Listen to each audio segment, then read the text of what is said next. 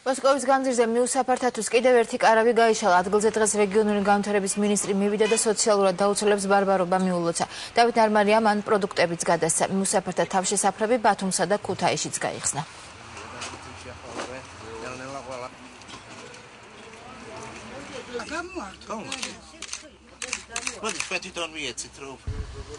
დღეს რადგან ბარბარობა ტრადიციულად ლობიანები მოუტანეთ ამ ადამიანებს ჩვენი სამინისტროს სახელით რომ იგულოცა დღევანდელი დღე და მოდივად ზრუნავთ რომ რაც შეიძლება ასე ვთქვათ მოწესრიგებული პირობები გქონდეს. რეგიონებში მოთხოვნა იყო ქუთაისიდან, იყო ბათუმიდან და იყო რუსთავიდან. შესაბამისად ჩვენ და თავდაცვის სამინისტრო დავეხმარეთ მათ. ჩატარდა დღეს დეზინფექცია კარვების როგორც სამედიცინო სამოქალაქო სამედიცინო სექტორის მიერ მაქსიმალურად მიმდინარეობს დაკვირვება, რომ რაიმე დაავადებების გავრცელება არ მოხდეს. საკვები ძალიან ნორმალურია და რა ვიცი, ძალიან კმაყოფილი ვარ და მადლობის მეტი არაფერი არ მეთქვის მე. ეს ჩვენ მოვინახულეთ აჭარაში მოწყობილი ამგვარი თავშესაფარი, აქ არის კარავი, ხდება სითბოთი უზრუნველყოფა აქ არსებული მოსახლეობის და ასევე საკვებით უზრუნველყოფა.